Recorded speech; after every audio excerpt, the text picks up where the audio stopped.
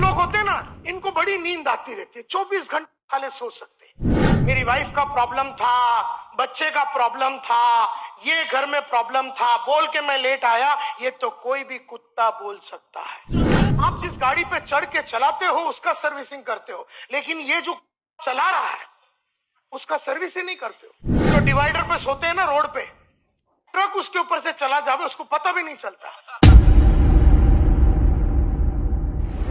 यानी मैं हमेशा बोलता हूं, जितना भी कमाते हो उसका 20% अपने कटिंग के लिए लगाओ।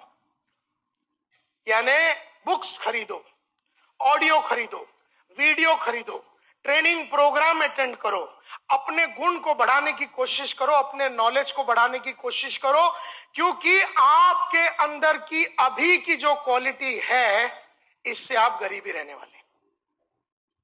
और आजीवन अगर अमीर बनना है, पूरी जिंदगी भर आपको अमीर बनना है और जिंदगी भर आपको कमाते रहना है, तो जितना भी इनकम कमाते हो उसमें 20% अपने सेल्फ इंप्रूवमेंट पे लगाओ।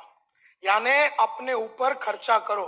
ये नहीं कि 1 लाख रुपया कमा दिया तो पूरा 1 लाख रुपया सेविंग बैंक में रख लिया और में जाके जगह खरीद लिया, या फिर वापी में जाके जगह खरीद लिया, या फिर वलसाड़ में जाके या महसाना में जाके जगह खरीद लिया, या कानपुर में या लखनऊ में जगह खरीद लिया। जितना कमाया, क्योंकि ये बदन ने आपको कमा के दिया, ये मन ने आपको कमा के दिया, दिल ने आपको कमा के दिया, ये पर्सनैलिटी ने कमा के दिया। इसके अंदर आपको नई नई चीजें डालनी पड़ेगी, इसके अंदर आपको नई नई चीजें डालनी पड़ेगी। आपको हजारों टाइप का ट्रेनिंग प्रोग्राम अटेंड करना पड़ेगा, लीडरशिप के ऊपर ट्रेनिंग अटेंड करना पड़ेगा, सेलिंग के ऊपर ट्रेनिंग अटेंड करना पड़ेगा, पब्लिक स्पीकिंग के ऊपर सेलिंग ट्रेनिंग अटेंड करना पड़ेगा, प्रेजेंटेशन के ऊपर ट्रेनिंग अटेंड करना पड़ेगा।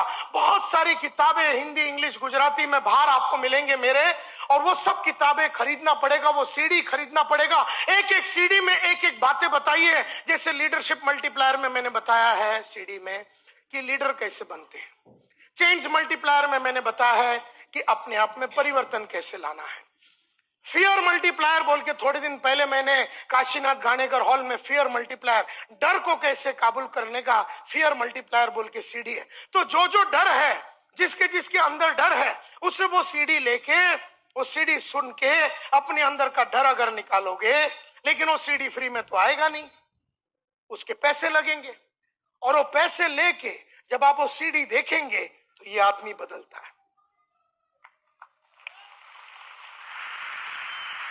ये जब जब बदलेगा ये रिटर्न ज्यादा देगा, ये जब जब बदलेगा ये रिटर्न ज्यादा देगा। अगर ये बदल नहीं रहा है तो आज ये लाख रुपया दे रहा है तो कल 80,000 देगा, क्योंकि इसकी सर्विस नहीं हुई।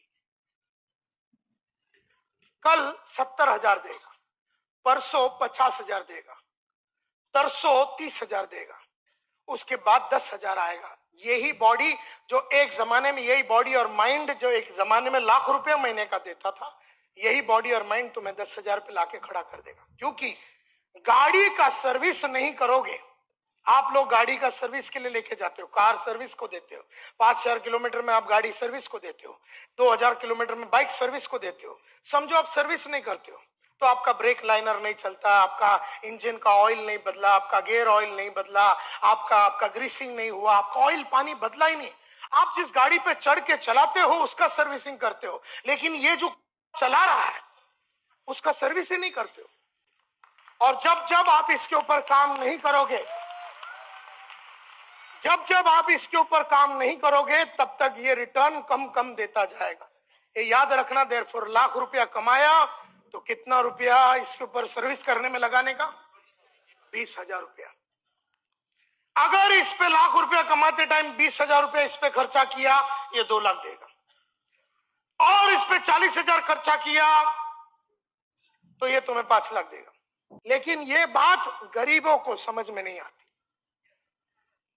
ये सिर्फ अमीर लोग समझते हैं इस बात को। देयरफॉर अमीर लोग बहुत अपने ऊपर खर्चा करते हैं, और गरीब लोग अपनी गरीबी की वजह से ये सोच नहीं पाते हैं, उनकी समझ नहीं है कि पढ़ाई लिखाई से अब जो आदमी अनपढ़ गवार है, जो पढ़ता नहीं है, उसको यह समझ ही नहीं है कि पढ़ाई लिखाई का महत्व क्या है। पढ़ाई लिखाई का महत्व सिर्फ वही आदमी जानता है जिसे यह मालूम है कि पढ़ाई से फायदा क्या होता है। देयरफॉर गरीबों में यह बात होती ही नहीं है। एक गरीबों का कोई लक्ष्य नहीं होता। जो डिवाइडर पे सोते हैं ना रोड पे, ट्रक उसके ऊपर से चला जावे उसको पता भी नहीं चलता। ये जो गरीब लोग होते हैं ना, इनको बड़ी नींद आती रहती है, 24 घंटे खाले सो सकते हैं। ये लोग ट्रेन में चढ़ते हैं ना तो खड़े रह के सोते हैं, क्योंकि इनको किधर जाना तो है नहीं, और दादर आएगा तो इसको वैसे ही लोग उतार देंगे।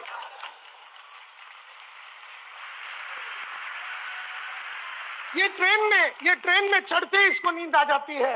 ये बैठ के सो सकता है, ये किधर भी सो सकता है, क्योंकि इसे कोई लक्ष्य है नहीं, इसे अपनी स्थिति को सुधारनी है नहीं, इसे तो कुछ समझ ही नहीं है बेचारे को। मैं उसे बेचारा बोलता हूं क्योंकि एक्चुअली उसको समझ नहीं है बेचारे को। मैं नहीं जानता हूं कि तुम्हारी, तो देयरफॉर अमीर बनना है तो पहले सोच में अमीरी लानी पड़ेगी। पहले सोच में अमीरी लानी पड़ेगी। ये जो अमीरी है ना, ये टेम्पररी है। अगर सोच परमानेंट है, सोच परमानेंट है। देयरफॉर आज पैसा मिला तो मैंने कोट खरीदा, कल पैसे नहीं मिले तो ये बेच दूंगा। लेकिन अगर मैंने इस पे खर्चा किया है तो कल इससे बढ़िया कोट आएगा, इससे बढ़िया। तो कहने का मतलब यह है कि जिन लोगों ने अपने ऊपर खर्चा नहीं किया है वो लोग लगातार गरीब रहते हैं। और वो लोग, इसीलिए अमीर लोग क्या करते हैं, कम बच्चा पैदा करते हैं और उसके ऊपर बहुत खर्चा करते हैं। गरीब लोग बहुत बच्चा पैदा करते हैं, क्योंकि अपने को तो खाली पैदा ही करना है ना, उसको पढ़ाना लिखा तो है नहीं। रात को कार्यक्रम करो, अगला दिन माल निकालो।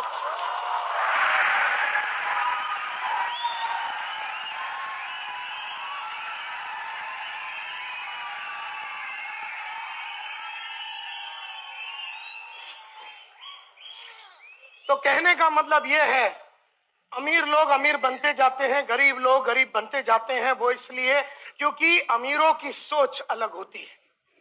आपकी भी सोच बदल सकती है, तो इसके लिए तो हम आए हैं। अब हम आए हैं तो सोच बदलनी आए। तो मेरी बातों को अगर सीरियसली लेंगे तो नहीं, बोलने की जरूरत नहीं है। हाँ हाँ बोलते हैं, करते कुछ नहीं।